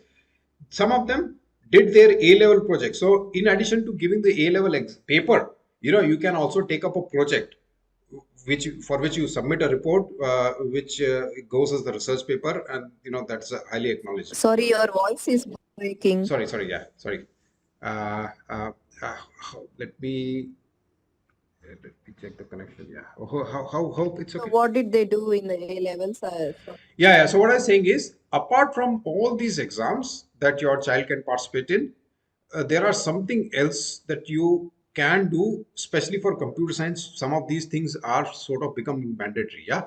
In addition to giving the A-level papers, you can take an A-level project, which all of our students who got into Cambridge did. A research project is basically something, it's a 6 months project, which is over and above the 3 or 4 papers that you take for A levels. Yeah, for example, you're taking maths, further maths, and computing and physics as 4 subjects in A level. In addition, you can take an A level project, which gives you an extra credit. And if that project is coming out with some report that is highly recognized academically, if you're applying for it, if you mentioned it personal statement. So A level projects, applying for Ockright Scholarship, IDA awards. Some of them participate in this. Some of them actually did the Cisco certification as well. Now, this is something again we thought, at least till last year, I thought that the Cisco certification is available only for the IT professionals. Once you get into, you got a 4 or 5 years experience, then you can take a certificate. But some of these certificates are available even for students. Yeah, so you, even as a secondary school student, you can take some of these certificates, which are also recognized nowadays. You can appear, some of them participate in the Raspberry Pi Foundation competitions, and then again, a lot of robotics competitions nowadays. First Lego League, British Physics Olympiad, Computing Challenge, again, like it's a physics exam, but there's a computing aspect as well, wherein you have to write a big detailed program for a particular problem. Yeah. And then Vex robotics as well. Yeah. These are some of the things that they have done over and above just participating in just preparing for the A levels and GCSE for computing. Yeah. Similarly, there's a biology roadmap. Those who want to get into medicine or dentistry or vet science, these are some of the exams which you can participate in. There's a biology challenge, there's intermediate biology Olympiad and British biology Olympiad, and there's the brain B exam as well, which is also coming up for this biology stream. Those who want to get into physics stream, be it in engineering or astrophysics, space science again, something which is coming up in a big way. Then these are all the exams that you can participate in, and find something mentionable in your personal statement. There's a British Physics Olympiad. Before that, there are intermediate, senior, and junior physics challenge, and there's also an astrophysics Olympiad conducted. And then you can take an experimental project, which, as I said, is over and above what you do at your GCSE. Yeah. Economic stream. in economics, there are not too many Olympiads. In fact, like there's no Olympiad, but there are a lot of essay competitions. Yeah. So this IEA essay competition, University of Cambridge essay competition, the John Locke essay competition. There's one more immerse education essay competition. There are quite a few more, but then these are some of the popular ones wherein you can write a 2,000 or 5,000 or 10,000 words essay on a topic. They give you some topics, and if it's you have to do a lot of study, a lot of research for writing that essay. And again, like there's a lot of prizes given for it, which is worth mentioning in your if you want to pursue if you want to pursue, like we had a student who got into LSE, London School of Economics, 3 years back, and she did go through some of these essay competitions. These are the major 4 or 5 streams. We are in the process of, I have to go through a lot of information, as I mentioned in this sheet, so as to pull it all together. So we are still working on some other streams as well. But basically, these are the 5 streams that we follow. Now, Young Things, as I said, we are quite old, more than 7-year-old institute. A lot of parents have given very good words about us. You can look at our Facebook pages. Let me actually take you through the Facebook page here. So this is the Google page for us, wherein you can see there are more than 30 recommendations, all with the 4.27 recommendations, reviews, all 4.9. Earlier we were called Champs of Maths because we were only focused on maths. You get 5-star rating, 61 reviews. Now we are called Young Things because we moved beyond the maths. Again, like we've got all 5-star rating, more than 55 review comments. As I said, I have personally taught more than 750 students and interacted with more than 5,000 parents as part of my journey in the last 7 years. You can see a lot of good feedbacks coming from them. I'll skip this part. We've gone through it quite a few times. I'm sorry if you're okay. I'm just rushing a bit, because I know we have spent a good amount of weekend evening on this session. So what I've done is basically, as I said, I have developed a tool set, which is a toolbox which can be deployed for a JMC question, for a JMO question. It's a way of thinking, yeah. And it's being useful not just for the JMC, JMO, IMC, AMO, those kind of Olympiad things, but it's because it's a way of thinking. It has been found very useful for the university entrance exam like TMUA and MAT and PAT, wherein they're all problem based. And that is the basis for most of our courses, be it for Olympiad or for challenges. It is based on how you think. It's the way of thinking. If you're given a problem, how do you view it from different perspective? How do you break it down? How you extract the most possible information by reading it in a certain way? How do you put together a step-by-step solution? How do you pull it all together? How do you break down the problem into smaller chunks and then come up with a step-by-step solution, and then you pull it all together into the overall holistic solution. And then the last part is the X factor, which is an intuitive thing, which comes out of a lot of experience. Yeah, you intuitively start solving the problem, and that we have seen in so many students. Basically, after going through a certain stage, they come to a stage wherein they intuitively know what to do.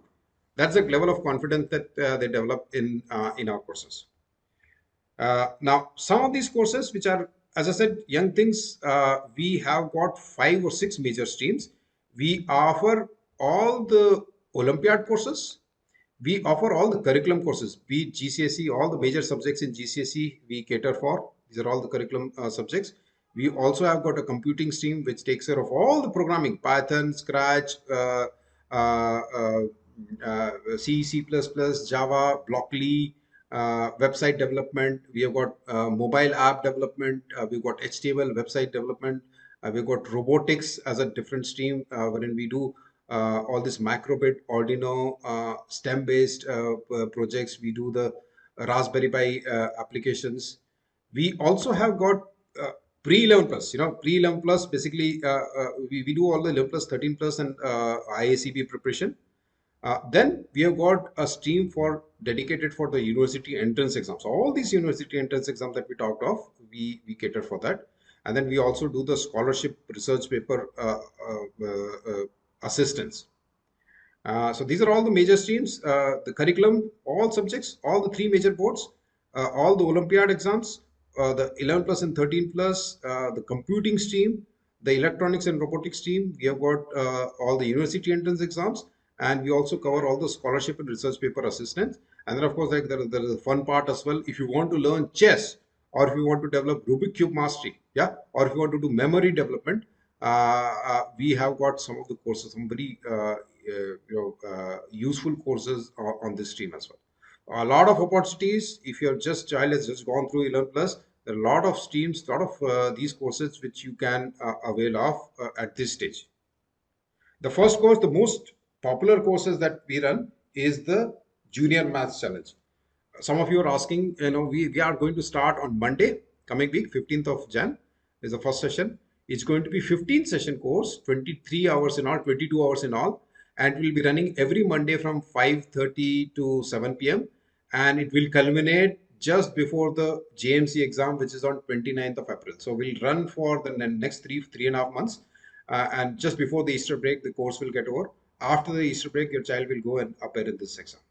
So this is the fees for 23 hours course. It's going to be an audiovisual learning, wherein everything, the good thing about these online courses is, if you miss out a class in a physical classroom, you can't travel back in time and attend it again. But here, it's all recorded. You will get access to the Google Classroom, wherein you'll find all the topic-wise recordings, the introduction video of each topic, the quizzes, the past 15 years papers, the audiovisual solutions to quizzes and past 15 papers, the tips and tricks document. Everything will be available on the Google Classroom. That's the most popular courses, especially for the post 11 plus students. We also ran WebRAS, but it's a bit old now. It was in October because the exam itself was in November, so I'll skip that part. We run a lot of programming courses and at a very reasonable rate. Yeah, so if you want to learn Scratch, for example, we have got Scratch, various levels of Python. We do artificial intelligence and machine learning, microbit Arduino. All these are one-to-one prices. And of course, one of the most popular courses recently is this AI course.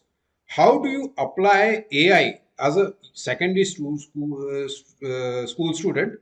What are the practical applications of AI is? How the future is going to change? What are the children in the age range of 10 to 14 across the globe are using AI for what kind of projects? How you can apply for Arkwright scholarship? What kind of projects you can work on? What kind of assignments you can do, what kind of applications you can do, data detective. So all these things are covered in this AI course, which again, as I said, is getting a lot of popularity, and it is conducted in 2 age groups, year 6 to 8, for which you don't need to know Python. You need to know very basic awareness of Python, and then year 9 to 10, where you go up in a bit more depth. So it's a 10 class courses. Again, we're going to be running every Saturday evenings starting from 20th Jan. We also, as I said, we cover all the key stage 3 and GCSE subjects, all the subjects that you see here, including the languages, business studies, geography, economics, physics, all these subjects we do cover for the 3 major boards, Aqua, OCR and Edexcel. These are all one-to-one classes. Depending on which subject and which tutor you take, it's going to be between 13 to 17 pounds per hour. And you always get a free demo class before you decide to take up the class. We don't charge anything in advance. It's all post-paid. One-to-one classes, all post-paid. You only pay after you've verified the report, which you get at the end of month. We do all these A-level courses for all these subjects. And, as I said, most of the Olympiad exams are in year 12 and 13. So we cater to all the major Olympiads, Maths Olympiad, Informatics Olympiad, Biology Olympiad, UK MOG, Maths Olympiad for girls. Entrance exams, STEP, MAT, SAT, CSET, all the university entrance exams, we do cater for. And we also cater for the scholarship applications, criteria, and so on and so forth. So this, in summary, is the list of all the offerings. One of you said what all international Olympiads. So we are also the partners of the CREST International Olympiad, which you can participate directly as a parent. CREST and UNICAS are 2 major brands international Olympiads. So we are partners of both of them. The good thing is you can participate in any of these streams: math, science, English, reasoning, international spell bee, cyber. For this is all winter Olympiads, so they are taking place right now. These are all the summer Olympiads which are going to take place between May to July. Yeah. So I think at this stage, I'll stop myself. Yeah. So can you take to the previous slide, please? Sorry, which one? The Crest and Unicus? Just one where you have all the courses that you provide. Just yeah, this one. This one. There No, are no, all the courses. the other one. No. Just after this. This is just for key stage After and this, sir. GCSE. These are of all the A levels. No, just the last third slide, sir. Yeah, this one. Yeah, this one. These are all for year 12 and 13. Yeah, AS and A levels. Okay.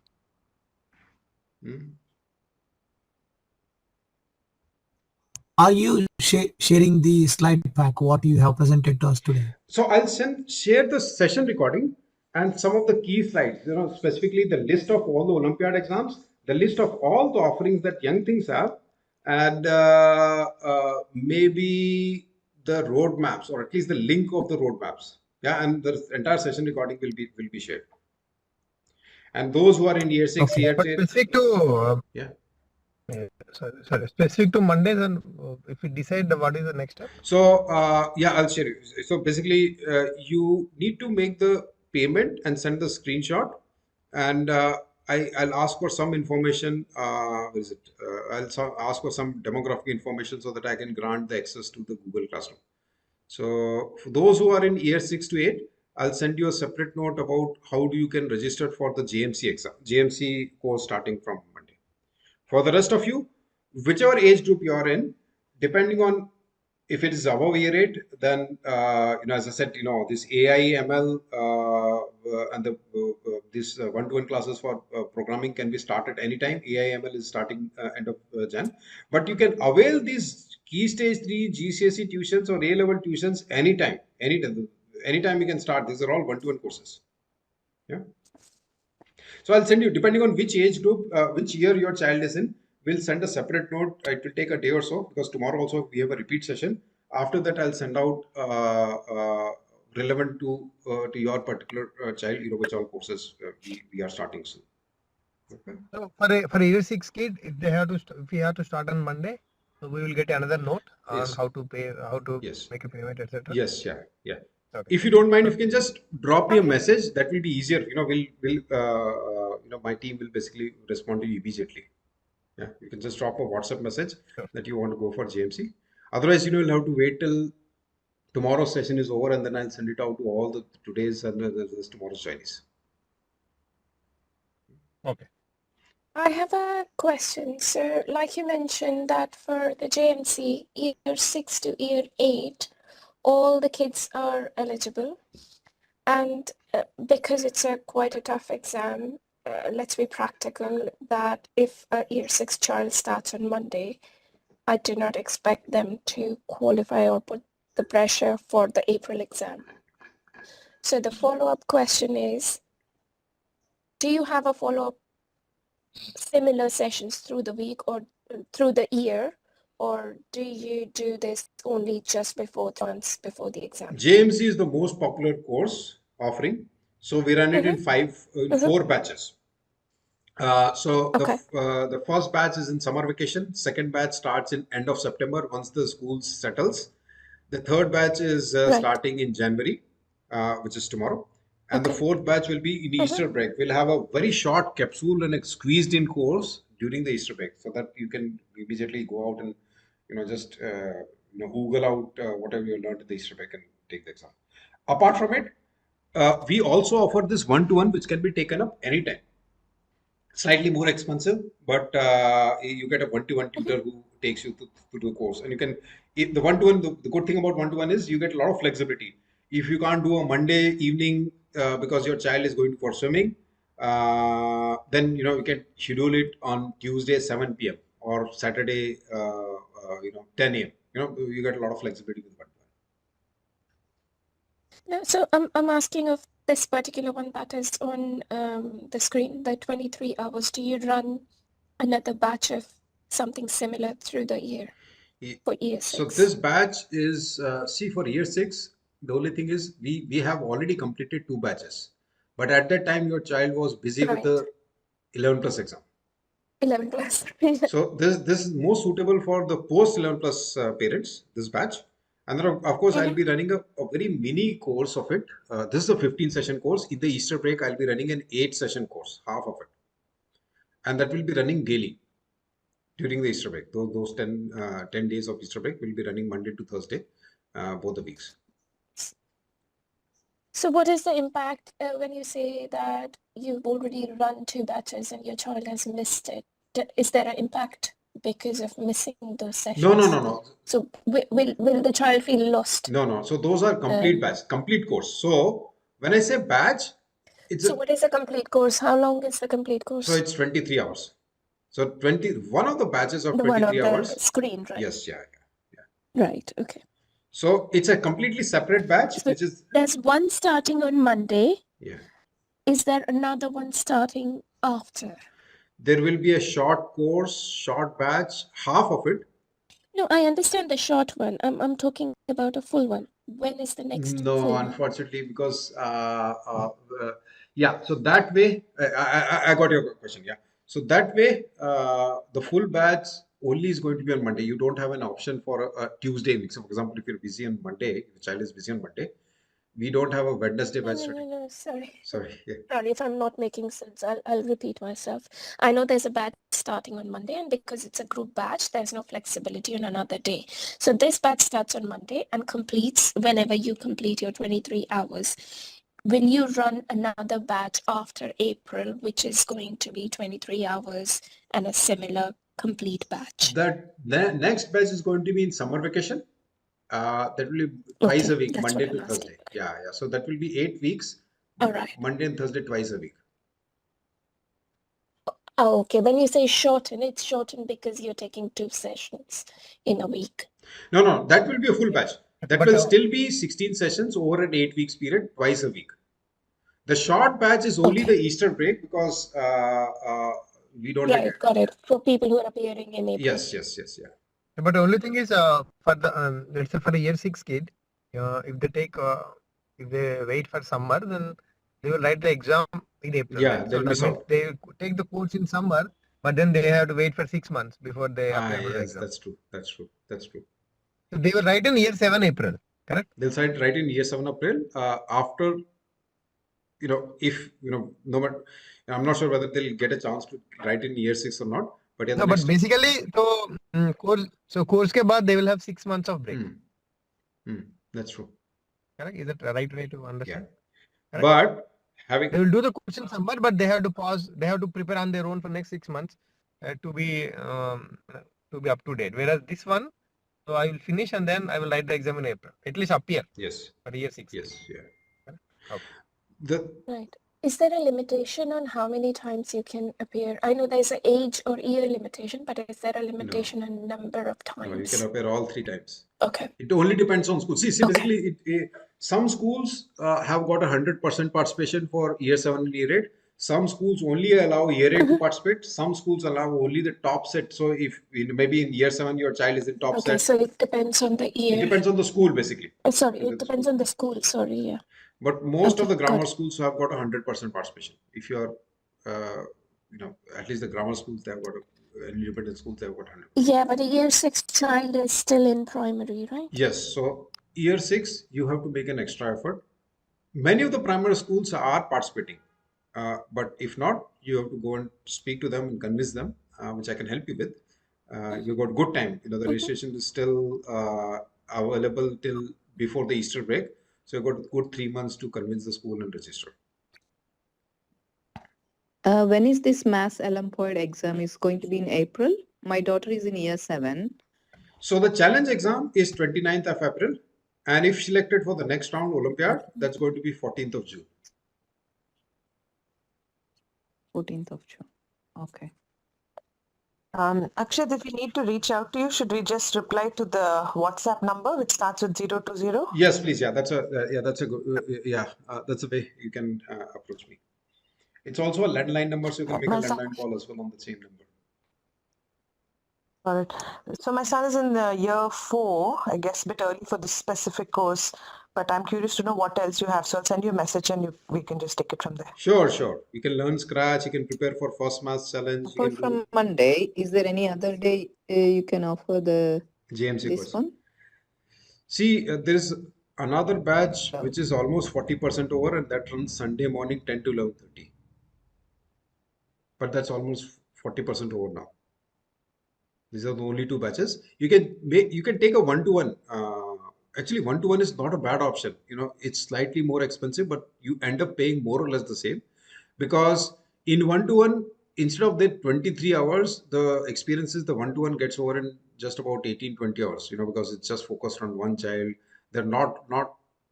I mean, there aren't any lots of doubts coming from every corner. Only few limited doubts which come from the individual child. So it gets over. So, you know, rate multiplied by number of hours comes out to be more or less the same. So it's also an option. But the only thing is one-to-one, I'll not be taking. It's one of my other tutors will be taking.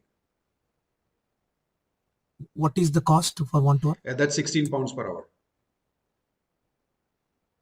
So 16 into 18 will more or less be same as a 13 into 23, which what the batch cost is. Akshat, I have a question on GCSE one-to-one. Yeah, yeah. So, do you start the GCSE one-to-one in year 10 or year 11? So basically, it's a mix of Key Stage 3 through GCSE. So it's a continuum. The sooner you start, the better it is. GCSE, actually, if you see, the syllabus starts in later part of year 9 itself. The syllabus for GCSE is what you are taught, what the children are taught in year 9, 10, 11. Now, depending on school, certain parts of the syllabus are taught in year 10, certain parts in year 11, and that varies from school to school. But the overall syllabus is across these 3 years. So we can start as soon as you are ready. You know, if you think that, you know, the child has given the year 10 and she has not got the projected grades as per your expectation, you can start immediately after year 10, or you may start as early as in year 9 that, you know, my child needs a bit of help on physics, so let's start early. These are all one-to-one. My son is my son is in year 10 at the moment. So I'm just thinking, do we need to start at year 10 or probably year 11? So I would say you start as early as, at least identify the weak subjects and you start now, because year 11 is going to be very crazy. You know, the prelim, the pre-board exams will be in Jan, and from October to Jan, you will hardly get any time to breathe. So if you've got 10 subjects, maybe pick two or three, and then you can start now. Stage. do you do the group sessions just one-to-ones, or you do the group sessions? No, also? for Key Stage 3, GCSE, A levels, we don't do any group sessions. It's only one-to-one. Only the JMC, JMO, IMC, MO are the batches, which because I take it myself. Okay. Thank you. Sir, I have one question. My son is in year 11 and he is in set 0. So, but he has not given UKMT test earlier. But, you know, like what he understand is that all the set 0, you know, kids are allowed to appear for this UKMT. I want to cross check with you. Is it just, you know, like, is it necessary that the child would have given the, you know, UKMT exam in the year 9 or year 10 for appearing into the intermediate UKMT? No. Or, you know, like it depends on the school discretion. Yeah, it is year to year, and again on the school. So some schools, they say that year 11 is very busy for us. We just want to focus on GCSE. So no Bebras, no IMC, no this Olympiad, no that challenge. We just want to focus. Some give you the opportunity across all the 3 years. Some say that year 9 is too young, so will not allow him to sit in the IMC. But in year 10 and year 11, he's got mature terms of will. So it depends on school to school. Okay, it's not necessary that the child would have given in year 9 and 10, only then he will No, be eligible for the. no, no, Yeah. no, no. Okay, okay. All right, thank you. Yeah. Any more questions from anyone? I hope I've answered all the questions. But yeah, feel free to drop me a note or give me a call anytime. It's my, as I said, it's my 24 hours job. So I'm available throughout the day for any of your educational needs. As I said, we have got lots and lots of offerings, and hope this session was useful to all of you. If you're most welcome to join some or other of our offerings. Yes, please. Can I ask a question? Yeah. Yes, please. Yeah. Sorry, Akshat, my mic was muted. So with regards to a junior maths challenge, I've just checked online. So the challenge is on the 24th of April. So you are saying that if you start now and you do the course till the end of, till April, our child should be ready by that time. Yes. Is that what you're saying? Yes, Yeah. That's right. Okay. This is the website. Akshat, thank you for So the session. It has been very, very informative. Lots of things that we didn't know. So it's been very, very valuable. Thank you very much for taking the time. Thanks so much. Thanks for the nice words. I hope it was useful for all. I hope to see all of you in some or other courses. We have got, we've got something for everyone. Even if you don't join our courses, please make sure that you avail the opportunities which are made available by all these exams, all these competitions, essay writing, Olympiads, challenges, because in some or other way, it's going to be helpful when your child sits and starts writing his or her personal statement. So on this note, thanks a lot, all of you. As I said, I hope to see all of you in some or other courses. I'll be sending out the recording of this session maybe tomorrow end of day, and depending on your child specific year group, we'll send you the specific offerings for that age group individually. Right? Feel free to call me or drop me a Thank you, message. sir. Thank you very much. Thank you. Thank you, sir. It's been very informative. Thank you very much for taking out your time.